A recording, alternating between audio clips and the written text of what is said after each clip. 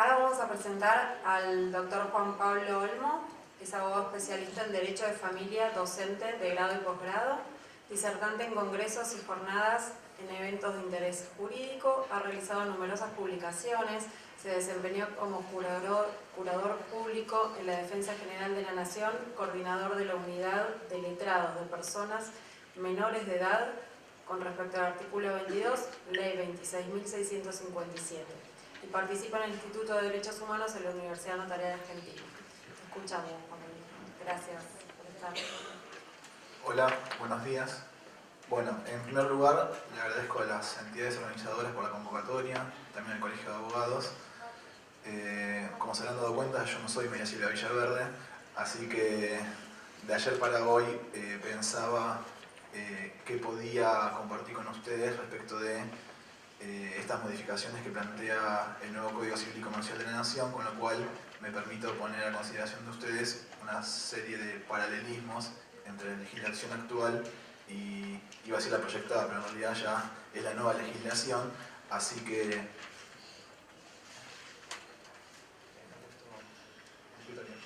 sí.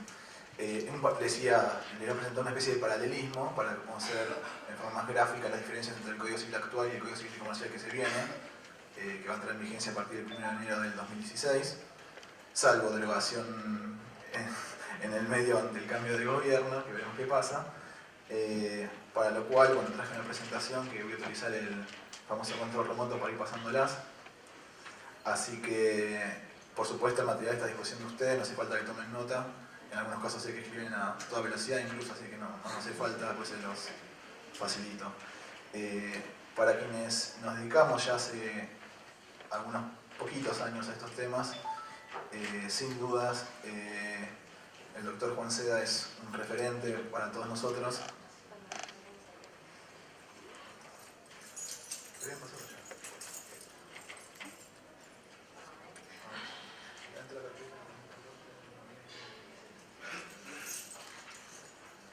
Tenemos problemas técnicos con el cambio. Le decía que para todos quienes nos dedicamos a estos temas, y para mí especialmente, Juan Seda sin duda es un referente, alguien a quien además le tengo un gran cariño y admiración, con quien a veces discutimos algunos temas.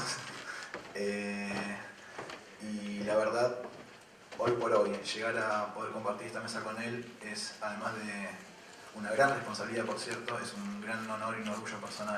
Así que estoy muy agradecido que me hayan convocado a compartir con vos, Juan, esta mesa.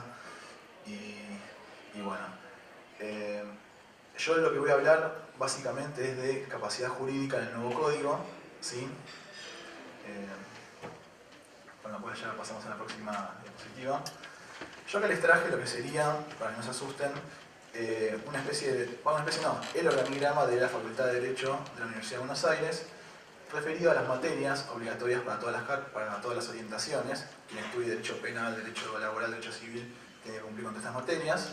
Quienes están cursando actualmente lo saben y lo padecen. Y todas las flechitas son las correlatividades. Fíjense que adelante de todo a la izquierda y abajo está Derecho Civil, ¿sí? El famoso Derecho Civil Parte General, o según otras facultades sería el Civil 1. Fíjense que para cursar Derecho Civil no hay, al igual que las otras que están marcadas con negro, no hay ninguna materia previa. Es la primera, por lo general los estudiantes es la primera materia que cursan, efectivamente. Y en cambio si queremos estudiar luego contratos, queremos estudiar obligaciones, queremos estudiar derecho de familia, etc., no podemos hacerlo sin antes haber cursado Derecho Civil. O si esto fuera una carrera de matemática, podríamos decir que no podemos aprender a multiplicar sin antes aprender a sumar. ¿Y por qué les puse este gráfico? Porque a veces me parece que agotamos o circunscribimos las discusiones de capacidad jurídica a lo que ocurre específicamente dentro de lo que sería Derecho Civil Parte General, y quizás no tomamos verdadera conciencia de las implicancias que tienen esas discusiones sobre el resto del ordenamiento jurídico. Es decir, esto es el famoso efecto mariposa. Lo que yo toque en el Derecho Civil Parte General, específicamente capacidad jurídica de las personas, me va a repercutir en todo el resto del derecho, en todo el resto de, cuanto menos del Código Civil. Juan planteaba un caso puntual que tiene que ver con el matrimonio, es decir, lo que yo diga en capacidad jurídica me va a repercutir para saber luego si esa persona se puede o no casar, para saber si puede o no celebrar un contrato, cuáles son las alcances de las obligaciones que contrae, derecho de familia, derecho sucesorio, qué pasa cuando hay que dividir una herencia y una persona declara incapaz. Entonces, me parece que tenemos que tomar verdadera dimensión de esto, y sobre todo también cuando uno piensa en términos de sentencias judiciales, ¿no es cierto? Si de desjudicialización se trata, qué pasa cuando ya tenemos sentencias y los términos de sentencias, porque en definitiva, lo que yo diga de esa persona va a repercutir sobre el resto de su vida, y sobre el resto de sus obligaciones, y sobre el resto de sus días cotidianos, a los fines de llevar otro tipo de actos que son ajenos a la parte general del derecho civil. Pasamos a la próxima. Yo uso como una especie de línea de tiempo, previo a meternos ya en el nuevo código, que es la regulación que se hizo en el Código Civil en materia de capacidad jurídica. Hace 145 años, Vélez Sarsfield, a la luz de la vela, escribía los distintos libros del código, los ibas entregando en su momento para ser sancionados, y únicamente previó un artículo 141, que es la famosa sentencia de Insania, que por entonces operaba con una lógica de si hay una enfermedad mental, ergo la persona es incapaz de ejercicio absoluto, es decir, no puede ejercer ningún derecho por sí misma. Esto sobre la base de que hay un desdoblamiento en la concepción de la capacidad jurídica, entendida como capacidad de derecho, o de goce, o de ser titular de derechos, y capacidad de hecho o de ejercicio, que es decir, ese derecho del cual soy titular, también puedo ejercerlo por mí mismo y no a través de un representante legal. Ahora bien, sobre esa base de la incapacidad de hecho absoluta del 141 de hace 145 años, que preveía Vélez Sarsfield, estaba luego diseñado todo el resto del articulado del Código Civil. Es decir, los 4.000 y pico artículos del Código Civil operaban sobre una lógica de capacidad o incapacidad. ¿Por qué? Porque por entonces lo único que había era sentencia de insania, ¿sí? Es decir, o la persona en materia de capacidad jurídica, sacando los casos de minoría, o era 100% capaz, ¿sí? O era 100% incapaz, o blanco o negro. Entonces, cuando uno iba a todo el resto de las materias, digamos, que vemos en la facultad, o todo el resto de los libros del Código Civil, contratos, obligaciones, familia, etc., se va a dar cuenta que todas sus normas, cuando tocan este tema, refieren a personas capaces o incapaces. Y sobre esa lógica, entendido esto, si se quiere, como un reloj, todas sus piezas estaban bien armonizadas. ¿Por qué? Porque yo en la parte general decía que la persona era capaz o incapaz, y cuando iba al resto de los libros del Código Civil me encontraba con que sus cláusulas operaban según que la persona fuera capaz o incapaz. Hasta ahí cerraba el sistema. Este aquí, que en el año 1968, con la ley 17711, aparece con una gran reforma en su momento del Código Civil, entre otras cuestiones, la sentencia de inhabilitación. Es decir, ya no tenemos solamente insania, sino que ahora también tenemos inhabilitación. Ya no tenemos entonces que la persona es 100% capaz o 100% incapaz. Tenemos un gris, digamos. Con lo cual ya empieza a ser más interesante el tema. La sentencia de inhabilitación, que sería el artículo 152 bis, a rigor de verdad la persona no es ni capaz ni incapaz, no es nada.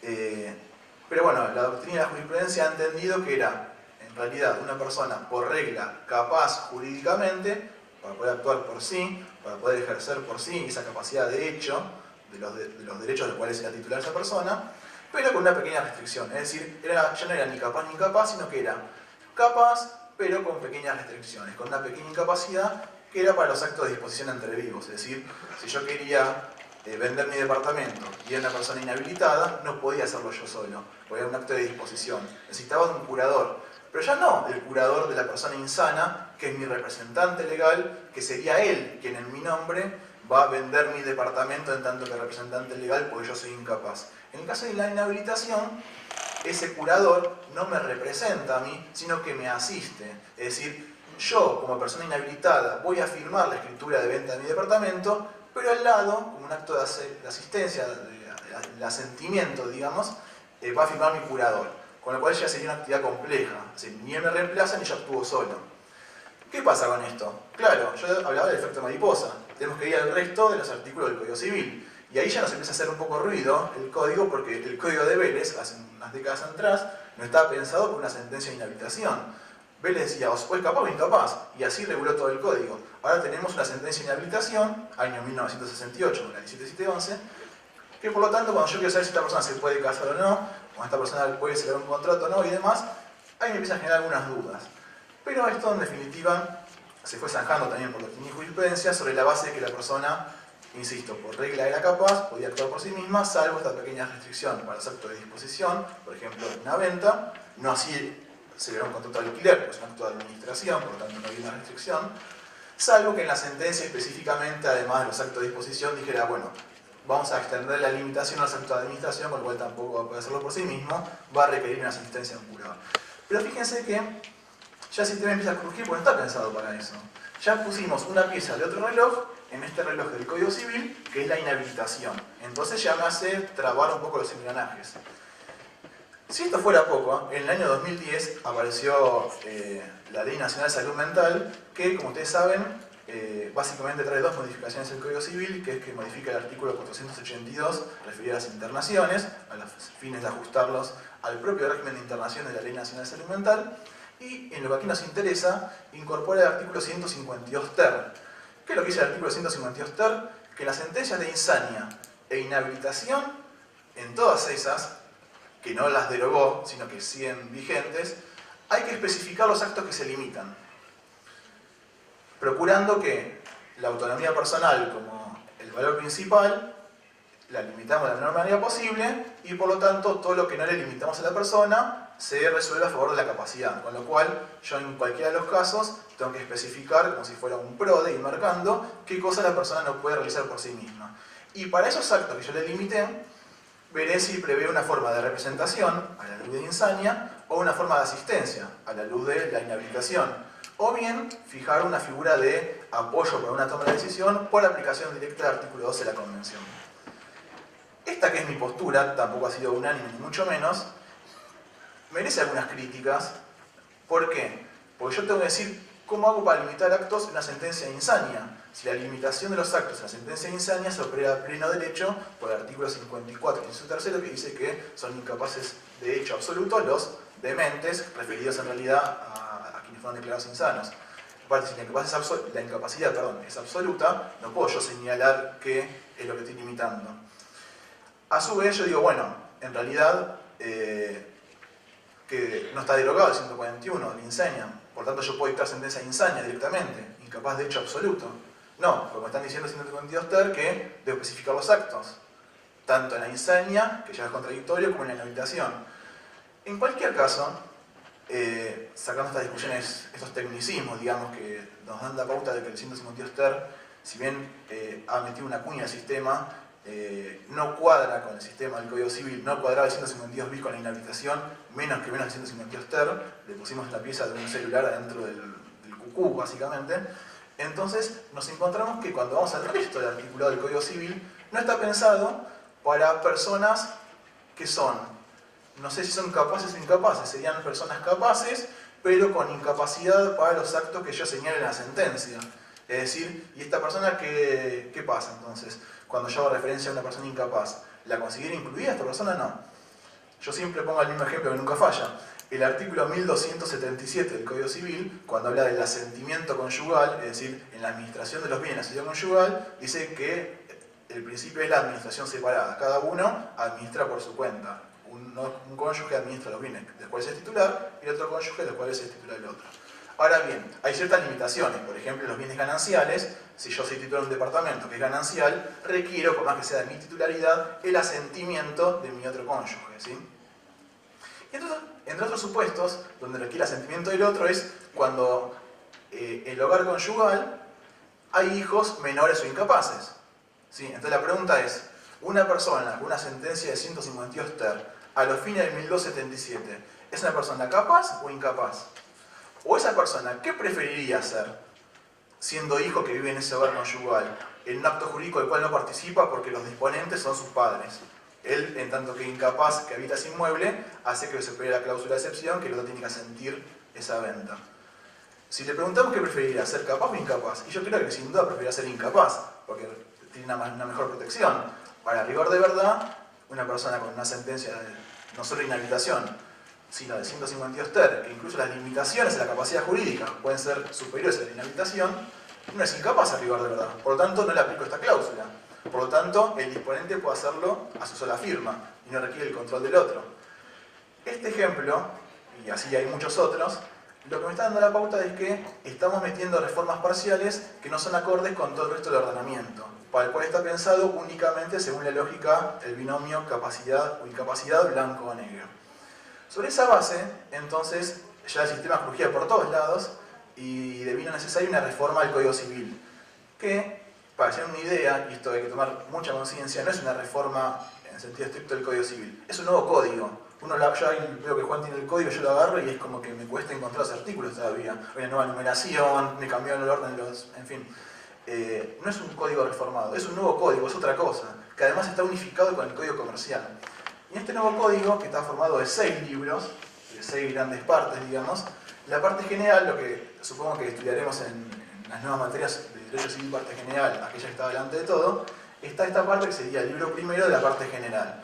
El código nuevo se divide luego en 6 libros, ¿sí? Dentro de cada libro está dividido en títulos. El título primero es la persona humana, y dentro del título primero tenemos, a partir del capítulo segundo, el capítulo primero habla del comienzo de la existencia, es el famoso artículo 19, desde cuándo hay vida, si es desde la concepción, qué pasa con la técnica de reproducción humana asistida, bueno, un debate que no nos compete hoy.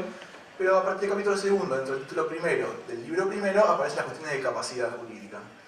Tenemos, como casi todos los títulos del nuevo código, principios generales al inicio. Luego refiere en la sección segunda a la persona menor de edad, es decir, hasta los 18 años de edad, haciendo una diferenciación de 13 a 18 que son considerados adolescentes, y desde su nacimiento hasta los 12 años inclusive son niños o niñas. Y finalmente, las restricciones a la capacidad jurídica, que es de lo que estamos hablando, dentro del cual el artículo 32 sería el viejo, si se quiere, artículo 141 y 152 bis y 152 ter, donde delimita cuáles son los supuestos ahora en el cual podemos restringir la capacidad jurídica de una persona. Mucho más abajo, casi sobre el final del capítulo segundo sobre capacidad, están los supuestos de inhabilitación, que es el artículo 48, que es lo que hoy conocemos como la inhabilitación por prodigalidad, es decir, el caso del pródigo, es decir, el artículo 152 bis, inciso tercero, es decir, quien dilapida sus bienes, ¿sí? Poniendo en peligro el patrimonio familiar, le restringimos la capacidad jurídica. Bueno, ese equivalente actual sería el artículo 28, referido a los inhabilitados. Y ahora, como vamos a ver en la próxima, tenemos entonces, dentro de lo que es la capacidad jurídica, el nuevo código sigue haciendo esta diferenciación entre capacidad de derecho, de ser titular de derechos. Yo puedo ser un niño, puedo ser titular de derechos, pero no tengo capacidad de ejercicio, no puedo ejercerlos por mí mismo, sino que mis derechos los ejerzo a través de mi representante legal, de mis padres. Esto es lo que pasa, por ejemplo, con las personas incapaces. Son titulares de derechos, pero no pueden ejercerlos por sí mismos, sino a través de sus representantes legales, es decir, de sus curadores. Y ahí señala quiénes son los incapaces a la luz del nuevo código, y dice que son incapaces de ejercicio, es decir, que no pueden ejercer por sí mismos sus derechos. En el inciso C, la persona declara incapaz, a través de una sentencia, es decir, la ex sentencia de insania, en la extensión dispuesta en esa decisión. Es decir, que a rigor de verdad, en el nuevo código son incapaces, y esto no se dice mucho, no solo los incapaces propiamente dicho, es decir, los incapaces absolutos, sino que las personas con capacidad restringida, vamos a ver, que son a quienes le restringimos determinados actos y les fijamos apoyos, son también incapaces según la medida de esa restricción a través de la sentencia. Fíjense que eso sería más parecido a la incapacidad absoluta de la insania. Ahora son incapaces, y la inhabilitación y el 152 ter son los casos de según las alcances la restricción en la sentencia. En esta diapositiva básicamente lo que encontramos es el caso de niñas, niños, adolescentes, ¿sí? De personas de 0 a 18, antes de nacer son personas por nacer, desde que nacen hasta los 18 son personas menores de edad, y dentro del género menor de edad tenemos de 0 a 12 niños y niñas, y de 13 a 18 son adolescentes, y si quieren adolescentas. Y hace una especie de graduación en la capacidad, una capacidad progresiva, tomando como parámetro el artículo 5, 12 y 18 de la Convención sobre los Derechos del Niño, donde diciendo, bueno, a medida que los niños van creciendo, logran mayor autonomía y evolucionan sus facultades, se les permite que hagan más actos por sí mismos. Básicamente referidos a los actos vinculados a su propio cuerpo, en donde ya un adolescente de 13 a 16 puede tomar decisiones por sí mismo en tanto que no sean invasivas. Podrá tomarlas aún siendo invasivas, pero con el asentimiento de sus padres, es decir, que sus padres deben autorizarlo, y a partir de 16 en adelante, aún siendo menores de edad a los fines del acto médico, son considerados mayores de edad. Es decir, una persona para realizar un acto médico a partir de 16 años de edad, por más que sea menor de edad, puede realizarlo a su sola firma sin siquiera que los padres se enteren. Esta básicamente es la lógica de la capacidad jurídica para personas menores de edad. Aquí ya empezamos con la capacidad jurídica en cuestiones de discapacidad o salud mental, como queramos llamarlo. Yo también voy a hacer la prerrogativa de hablar de forma indistinta.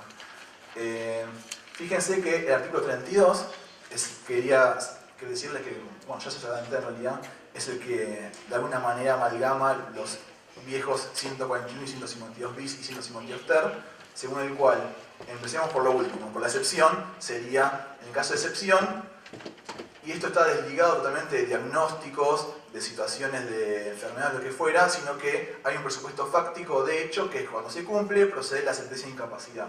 Cuando la persona se encuentre absolutamente imposibilitada de interaccionar con su entorno y expresar su voluntad por cualquier medio, cualquier modo, medio o formato adecuado, ojo, y el sistema de apoyos resulta ineficaz. Ahí recién lo declaramos incapaz. Esto sería lo más parecido al estado de coma, básicamente. Fíjense que la norma habla de excepción, es decir, tenemos que pensar seriamente cuándo a partir de ahora, a partir del nuevo código, podemos incapacitar a una persona. Podemos decir, esta persona es incapaz. Antes, a la luz del viejo código, era la insania, 141, que era que por causa de una enfermedad mental, la persona no podía ni dirigir su persona ni administrar sus bienes. Ahora la lógica es cuando no hay voluntad manifestada por la persona, sería un poco la interpretación de alguna manera. Pero esto, insisto, hay la excepción, yo empecé por el final. Los 3 primeros párrafos del artículo 32 hablan de los supuestos de personas con capacidad restringida. Ahora hay dos opciones, o incapaces o capacidad restringida. En eso se circunscribe el nuevo código. Que es el presupuesto fáctico del cual procede, lo tenemos en el primer párrafo, que es una persona con capacidad restringida, que recordemos que va a ser incapaz, a la luz del artículo 24 ya hemos visto, según extensión de esa sentencia, por lo tanto las personas con capacidad restringidas serán incapaces de acuerdo a los alcances de la sentencia. ¿Cuándo?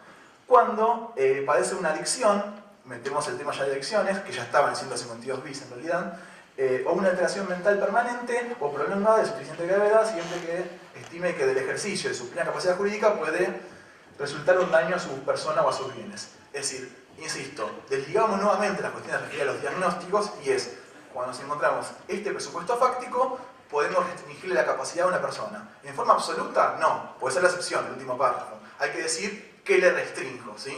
Y para esas restricciones específicas serán los alcances de la incapacidad. Y como les decía, el artículo 48 habla de los pródigos, es decir, el viejo 152 bis, inciso primero y segundo, sería el nuevo sistema de capacidad restringida. El inciso tercero, que habla de la prodigalidad, sería el nuevo artículo 48 del código, que fíjense que es cuando es que procede, que está ahí subrayado. Entre otros supuestos, incluye cuando dentro del núcleo familiar hay una persona con discapacidad.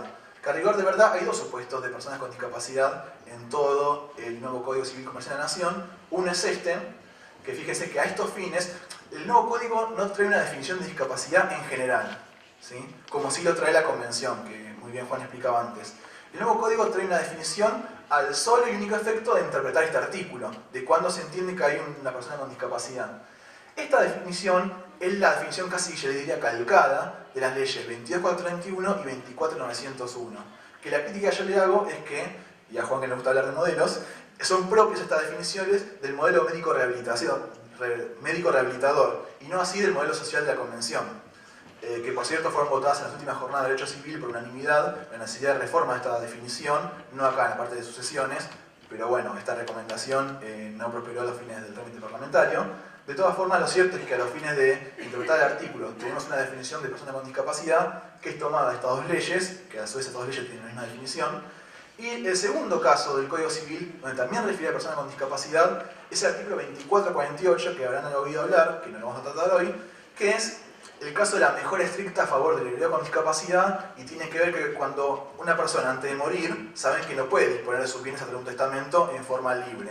Tiene herederos forzosos, al cual hay que respetar su porción legítima, y solamente tiene una porción disponible de su herencia, de la cual puede disponer, por ejemplo, a un club, a un amigo, a quien fuera, o incluso a mejorar a sus herederos forzosos. Esa porción disponible, de libre disponibilidad de sus bienes en la persona antes de morir, se extiende, se hace más amplia cuando uno de sus herederos tiene discapacidad. Entonces puede mejorarlo, que es a través del tercio de disponible más un tercio de la legítima. Es decir, una persona antes de morir puede beneficiar a su heredero con discapacidad en mejor medida que otro, no violando la legítima en realidad porque está previsto expresamente, a través de la mejora del heredero con discapacidad del artículo 2448, donde allí también aparece una definición de qué se entiende de persona con discapacidad, que es exactamente la misma que la que vimos antes, ¿sí? De las leyes de discapacidad y del artículo 48. Fíjense cómo esta cláusula, nota al pie si los digo, del heredero con discapacidad, no es una cláusula del código que se activa a la luz de la capacidad o incapacidad o la capacidad restringida o estos 152 ter, 152 bis o qué era que no sabemos cómo se aplicaba. Acá el elemento para aplicar este artículo es la discapacidad en sí misma, desligado de la capacidad jurídica. Sabemos todos que una cosa es la discapacidad y otra cosa es su trascendencia en el ámbito legal a fin de determinar el accionar de la persona, de tomar decisiones a través de la capacidad jurídica. Este artículo 2448, a diferencia lógica del Código de Vélez, se activa ya no por capacidad o incapacidad, sino por discapacidad. Es decir, hay formas evidentemente, y el legislador lo ha entendido así, de activar algunos artículos, no en razón de que la persona sea capaz o incapaz, por lo tanto no la desprotegemos, sino que con la sola verificación de la discapacidad tenemos estos institutos, para los cuales, por cierto, no hace falta incapacitar a la persona. El instituto hubiera sido así, al heredero incapaz lo beneficiamos. El costo que tiene que pagar esa persona con discapacidad es incapacitarse para acceder al artículo. En este caso no. Bueno, si hablamos de costo, ¿qué decir cuando vamos a iniciar un trámite de una pensión o lo que fuera y nos piden la pura tela? O sea, barbaridad esa parte, bueno, excede la charla de hoy, pero sería hablando de costos. Fíjense cómo este artículo tranquilamente se puede aplicar y así está previsto sin tocar la capacidad jurídica. Y acá empieza el paralelismo, a título de resumen.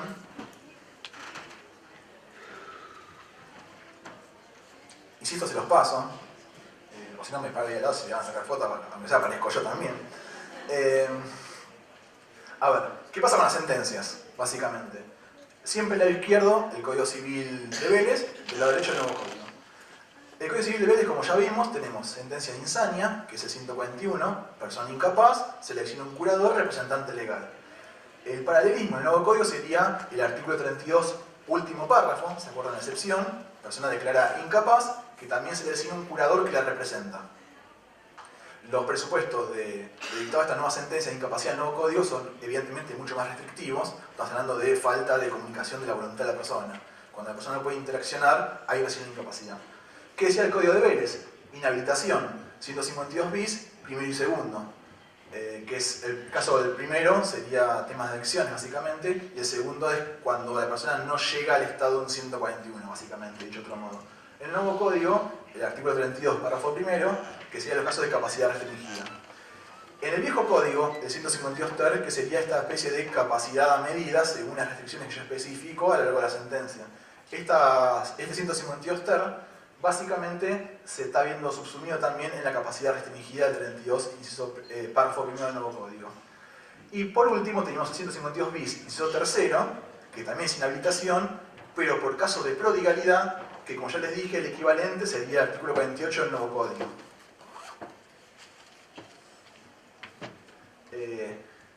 ¿Quién es quién se llama a esta parte? En el nuevo código se habla de curador, ¿sí?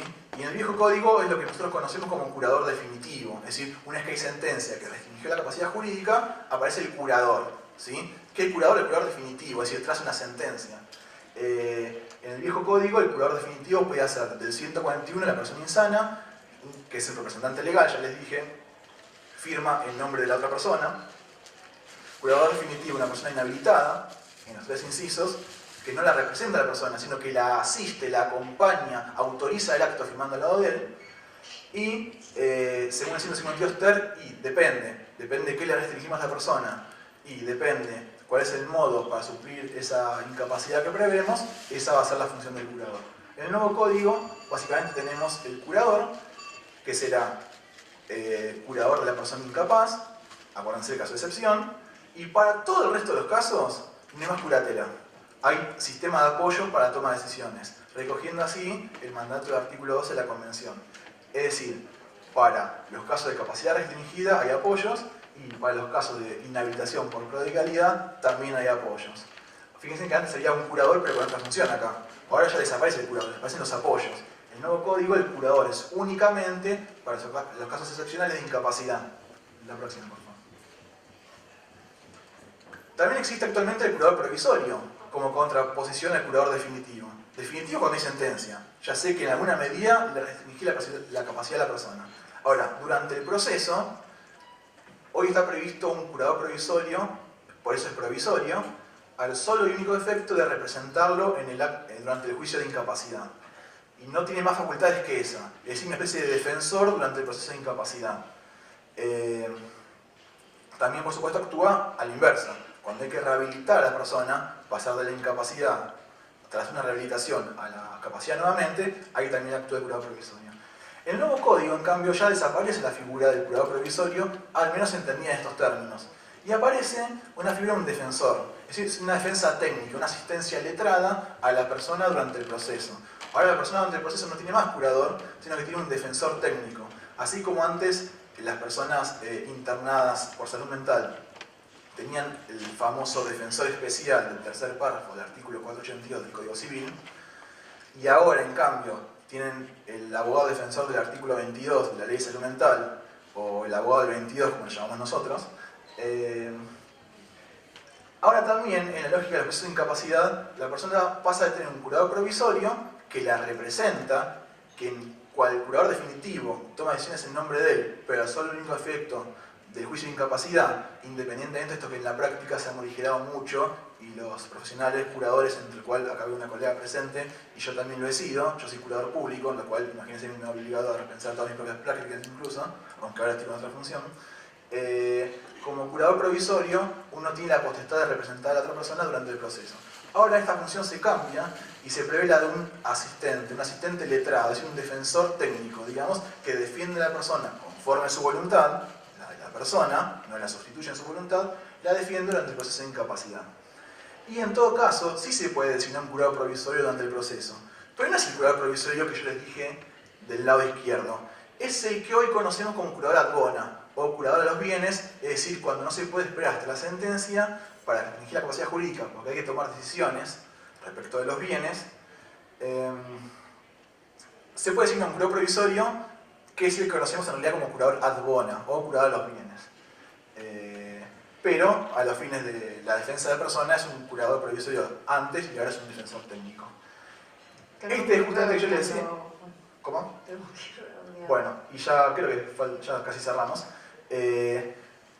Hoy actualmente tenemos el curador provisorio que defiende, que representa a la persona durante el proceso de incapacidad, y el curador ad bona, que es, en algunos casos, cuando insisto, no se puede esperar hasta la sentencia y hay que asignarle facultades de representación, de administración de bienes a alguien, se designa un curador ad bona. Curador provisorio hoy siempre. El curador ad bona cuando hace falta. En el nuevo código, ¿qué pasa? En vez de curador provisorio, un defensor técnico. Y a veces puede pasar que haga falta un curador ad bona, sí, se sigue manteniendo esa figura, o bien, en forma anticipada, la figura de los apoyos. Es decir, no hace falta llegar a la sentencia de capacidad restringida para designar apoyos, sino que puede ser designada en forma provisoria durante el proceso. Ya para ir cerrando, estas son figuras que en principio no aparecen en el Código Civil actual, ni tampoco, aunque sí tangencialmente, en el Código Civil nuevo, sino que surge de la Ley de Salud Mental, que es el caso de las internaciones. Distinción. No se puede cruzar de uno para el otro. Una cosa es capacidad jurídica y otra cosa es la circunstancia de hecho que una persona esté internada, ¿sí? Provisoriamente durante un mes y vuelve a su casa y a la persona nunca se le cuestionó su capacidad jurídica. Cuando la persona está internada, ¿qué tiene actualmente? Un abogado defensor del artículo 22 de la Ley de Salud Mental. En el nuevo código, esto no cambia y se mantiene igualmente. Pasamos a la otra, que ya vamos cerrando, y hay dos figuras, que es el defensor de menores incapaces, conocido como el Ministerio de Menores, que en el nuevo código se mantiene esta figura, pero se llama Ministerio Público a secas, es decir, porque el legislador no ha comprendido que hay un Ministerio Público Fiscal y uno de la defensa, y entre la defensa el de menores. Entonces dice de forma genérica el Ministerio Público, y a lo largo de todo el articulado, uno, según qué artículo sea, sabe si está refiriendo al fiscal o al Ministerio de Menores. En este caso estamos hablando del Ministerio de Menores, con lo cual el defensor de menores incapaces, es decir, el Ministerio de Menores del Código actual, el nuevo código sería el Ministerio Público. Su función es el artículo 103. Y hay un órgano de revisión, ya para ir cerrando, de la Ley de Salud Mental, que es un órgano de fiscalización, ¿sí? que no surge del código nuevo, ni tampoco del código viejo, pero está en la ley de salud mental. Y como la ley de salud mental sigue vigente, se sigue aplicando esta instancia de fiscalización para determinadas cuestiones. A título de cierre, este ha sido una especie de paralelismo para que ustedes puedan visibilizar de mejor modo, me parece, qué es lo que estaba en nuestro código actual, qué es lo que va a ser en el código nuevo, qué cosas se mantienen, qué cosas se cambian y con qué nombres, y siempre partiendo de la base de que esa lógica que cada vez se empezaba a crujir más del código civil, ahora en el código civil comercial nuevo, más allá de que yo tengo mis serias críticas, yo creo que no se adapta a la convención, en fin, pero bueno, la discusión la dejamos para otro día. Me parece que ahora sí el código es coherente en el sentido de que lo que yo hago en la parte general, voy a la parte de contratos, sucesiones y me encuentro o persona incapaz o persona con capacidad restringida. Ahora sí hay una coherencia en todo el resto del código. Es decir, había coherencia en el código de Vélez originario y hay coherencia en el nuevo código. Luego, si dentro de esa coherencia nos gusta o no, es otra discusión, digamos. Si se adapta o no al artículo 12 de la Convención. Así que eventualmente, bueno, pongo el material si quieren a disposición de ustedes y si hay un espacio de preguntas también a disposición y bueno, muchísimas gracias.